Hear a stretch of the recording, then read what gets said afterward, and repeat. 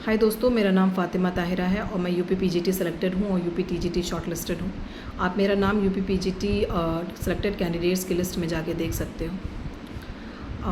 हम लोग का कुछ दिन से कुछ बिजी शेड्यूल चल रहा था। हमारा डॉक्यूमेंट वेरिफिकेशन हो रहा था इलाहाबाद में, प्रयागराज में। 16 को इंग्लिश का डॉक्यूमेंट वेरिफिकेशन हुआ और सब कुछ बहुत स्मूथ हुआ, प्रॉपर्ली सब डॉक्यूमेंट वेरिफिकेशन हो गया। मेरा सेकेंड शिफ्ट में था 10:30 बजे से और डॉक्यूमेंट वेरिफिकेशन सब कुछ ठीक ठाक हो गया। कुछ मतलब कि वहाँ पे जब मैं गई तो बहुत सारे मतलब सब लोग आपस में डिस्कस कर रहे थे, मैं भी उस डिस्कशन में शामिल थी। हम लोग बात कर रहे थे तो एक लोग ने मुझसे कहा कि आप यूपी पीजीटी सेलेक्टेड हो, फिर आप टीजीटी में आके डॉक्यूमेंट वेरिफिकेशन नहीं कराना चाहिए था आपको, क्योंकि इस तरह आप सीट वेस्ट कर रहे हो।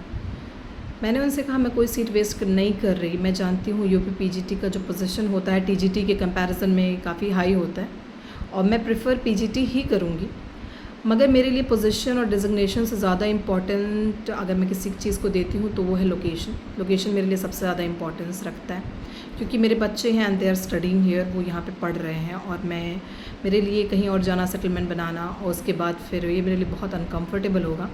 इसलिए मैं लोकेशन को ज़्यादा महत्व देती हूँ, मैं इसीलिए आई हूँ। और अगर मैंने पीजीटी की जो मैंने 5 कॉलेजेस फिल किए हैं, अगर उसमें मुझे कोई कॉलेज नहीं मिलता है तो मुझे टीजीटी के लिए जाना पड़ेगा, और अगर मिल जाता है तो ऑफ कोर्स मैं पीजीटी ही प्रेफर करूँगी। फिर देखते हैं अभी आगे क्या होता है। अभी तो कोई डिस्ट्रिक्ट अलॉटमेंट लिस्ट जारी हुई नहीं है आयोग की तरफ से, देखते हैं। और अगर मैंने पीजीटी की सीट छोड़ी तो वहाँ पे जो वेटिंग लिस्ट में कैंडिडेट है, किसी को एक डिज़र्विंग कैंडिडेट को मेरी सीट कैरी फॉरवर्ड कर दी जाएगी, तो सीट कहीं पे भी वेस्ट नहीं जा रही है। टीजीटी में मैंने अगर छोड़ी सीट, अगर मुझे वहाँ पे मिल गया तो मैं टीजीटी छोड़ूंगी, तो यहाँ पे भी ऐसे कैरी फॉरवर्ड वेटिंग लिस्ट में कर दी जाएगी, तो कोई इशू नहीं है, सीट कहीं भी वेस्ट नहीं होने वाली। और एक क्वेश्चन और आया कि आप 90 प्लस मेरे मार्क्स हैं, तो उन्होंने कहा आपने लिटरेचर में भी अच्छा किया होगा, तो मतलब इतने अच्छे मार्क्स आपके आ गए। एक्चुअली मेरा मोस्टली अच्छा अगर कुछ हुआ है तो ग्रामर हुआ है, वोकैबलरी हुआ है, अनसीन पैसेजेस मेरे बहुत अच्छे हुए हैं, ग्रामर मेरा बहुत अच्छा गया है। मेरी स्कोरिंग सबसे ज़्यादा इन्हीं में है। हाँ, लिटरेचर भी मेरे अच्छे गए हैं, लिटरेचर के क्वेश्चंस भी मैंने अच्छे किए हैं। मतलब ज़्यादा नहीं, मगर फिर भी थोड़ा बहुत तो लिटरेचर मेरा अच्छा ही किया है। मगर कुछ भी मैंने ऐसे खुद से नहीं लगाया, क्योंकि मोस्टली मैं ऑथर्स के बारे में, बहुत सारे ऑथर्स उसमें पूछे गए थे जिसको मैं पहले से ही जानती हूँ, क्योंकि मुझे बुक्स रीडिंग का हमेशा से शौक़ था। मैं बुक्स रीडिंग किया करती, स्पेशली नॉवेल्स मुझे बहुत, मैं पढ़ती रहती थी, तो मैं जानती हूँ। और थोड़ा एलटी ग्रेड के प्रिपरेशन के दौरान भी मैंने कुछ ऑथर्स पढ़े, तो उनसे भी क्वेश्चन 1-2 थे, तो उसमें मुझे मिल गया मार्क्स। और मैं पहले ही बुक रीडिंग करती रहती हूँ। इवन मेरे प्रिपरेशन के दौरान मैं जब अपना सब्जेक्ट पढ़ती थी उस टाइम पे भी मैं कभी कभी, मतलब मुझे जब भी टाइम मिलता था, आई यूज़ टू रीड बुक्स। मैं बुक्स रीड करती थी अपने इंटरटेनमेंट के लिए, अपने बस दिमाग के सुकून के लिए। मैं कुछ जो पसंद आता था पढ़ती थी। जैसे फ़िलहाल मैं 4-5 दिन, एक हफ़्ते से, करीब 1 वीक से मैं ये बुक पढ़ रही हूँ। यू कैन सी हियर, ये फेमस रशियन ऑथर दोस्तोव्स्की की बुक है, क्राइम एंड पनिशमेंट। इनको किसी इंट्रोडक्शन के मोहताज नहीं, ये बहुत बड़े रशियन ऑथर हैं और इनकी ये बुक बहुत फेमस है। आई थिंक सबको पता होगी ये बुक। सो अभी फ़िलहाल मैं ये बुक पढ़ रही हूँ और ये बहुत अच्छी बुक है। आई विल हाईली रिकमेंड कि आप इसको बाय करिए और पढ़िए, बहुत अच्छी बुक है। और यू कैन बाय दिस, अगर आपको इंटरेस्ट है तो आप पढ़िए। मैं ये कहना चाहूँगी कि पढ़ते रहिए, कुछ भी पढ़ते रहिए। आपका सिलेक्शन हो रहा है, पढ़ रहे हैं, प्रिपरेशन कर रहे हैं, तो अपने सब्जेक्ट का पढ़िए, मगर जब सिलेक्शन हो जाए फिर भी आप पढ़िए। स्पेशली इंग्लिश टीचर्स के लिए बहुत ही इम्पोर्टेंस है कि वो पढ़ते रहें, बहुत ज़्यादा इम्पोर्टेंस रखता है, क्योंकि इस तरह आप मतलब बहुत फेमस ऑथर्स के बारे में जानोगे, आप उनके पर्सपेक्टिव से मतलब सोचना सीखोगे इस तरह। तो what you have to do, you have to read books, it's very important. आप पढ़ते रहिए, specially English teacher and students के लिए भी एंड टीचर्स के लिए भी, it's really very important to read the books. और अभी फ़िलहाल I am reading this book, so I will highly recommend you to read books. और कुछ भी जो आपको शौक़, जो भी मतलब जो आप पढ़ना चाहें, एनीथिंग, कोई भी अपने इंटरेस्ट की कोई भी बुक उठाइए, पढ़िए, और इस तरह आपकी सेंटेंस स्ट्रक्चर बिल्डिंग बहुत इम्प्रूव होगा, आपका वोकैबुलरी बिल्डिंग होगा और बहुत तरह मतलब आपका माइंडसेट भी बहुत ब्रॉड होगा। तो इस तरह आप you should read books, I will highly recommend.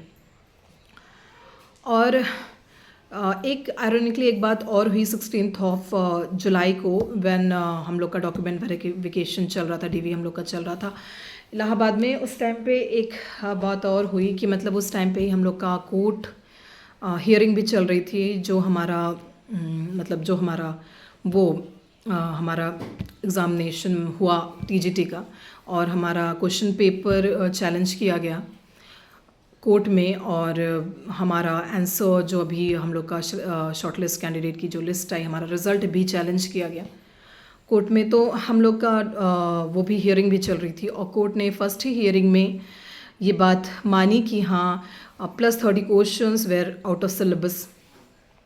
तो देखते हैं क्या होता है उस पर कि मतलब कोर्ट क्या फ़ैसला लेती है उस पर कि क्या किया जाए, देखते हैं उस पर। तो वट आई विल से कि कुछ भी हो, आई थिंक और कुछ भी हो, जो भी हो, जस्टिस होना चाहिए, बहुत इम्पॉर्टेंट है जस्टिस होना सबके लिए, इंसाफ होना चाहिए। बहुत से डिज़र्विंग कैंडिडेट्स थे जिनका नाम लिस्ट से बाहर हो गया, और बहुत से हैं जो मतलब लिस्ट में हैं, और मैं कहूँगी कि मतलब हाँ सबके साथ इंसाफ हो, जो मतलब जो लिस्ट में सेलेक्ट हुए हैं, जो नहीं सेलेक्ट हुए सबके साथ हो, क्योंकि पेपर बहुत ही ज़्यादा वाहियात था। और मैंने देखा है lot of candidates way crying, बहुत बच्चे जो थे रो रहे थे। मेरे ही क्लास में मेरे ही सामने एक लेडी बैठी थी, शी वॉज आई थिंक बहुत ज़्यादा एज थी उनकी, and she was literally crying, और वो रो रही थी। And after that when I came out of that examination hall, मैंने देखा कि बहुत सारे बच्चे रो रहे थे। सो मुझे बहुत ज़्यादा दुख हुआ, बहुत ज़्यादा मुझे हार्ट ब्रेक फील हुआ, और मैं ये सोच रही हूँ कि मतलब बस किसी सूरत से जस्टिस होना चाहिए सबके साथ, क्योंकि सबने मेहनत की थी, किसी ने 4 साल की, किसी ने 2 साल की, हम लोग ने चलो 1.5 साल की, मगर बहुत ऐसे भी कैंडिडेट्स आए थे जिन्होंने 10 साल के ऊपर मेहनत की थी, बहुत पढ़ाई की थी, मगर ऐसा पेपर आ गया कि मतलब सब डिसअपॉइंट हो गए टोटली, और बहुत ज़्यादा मतलब सबको तकलीफ़ हुई। तो मैं यही चाहूँगी बस जस्टिस हो, और जो भी हो जल्दी से जल्दी हो, ताकि वैकेंसी जल्दी से जल्दी फिल हो और नई वैकेंसी आए। सो अब थोड़ा बुक्स के बारे में बात करते हैं कि कुछ कमेंट्स मुझे आए थे कि आप बुक्स रिकमेंड करिए। एक्चुअली मैंने एक सोर्सेज से कभी पढ़ा नहीं है, मतलब मैंने एक बुक से पढ़ा नहीं है, मैंने बहुत सारे बुक से पढ़ाई की है, क्योंकि मेरे पास टाइम था, मैंने बहुत सारी बुक्स, इसलिए मैं सोच रही थी मैं कौन सी बुक आपको रिकमेंड करूँ, तो मुझे समझ में नहीं आ रहा था, क्योंकि मेरे पास बुक्स बहुत सारे हैं और सब में मैंने थोड़ा थोड़ा पढ़ा ही है। तो मैं उसी में थोड़ा सा मैं वो कर रही थी, एग्जामिन कर रही थी कि मैं कौन सी बुक बोलूँ, क्योंकि हो सकता है एग्ज़ाम जल्दी हो सकता है नेक्स्ट ईयर हो, श्योर नहीं है, कुछ आयोग कुछ भी कर सकता है। तो देखते हैं, मैं उसी में बनाने वाली हूँ, सोच रही हूँ वीडियो, वही मैं देख रही थी कल बैठ के कि कौन सी बुक मैं रिकमेंड करूँ।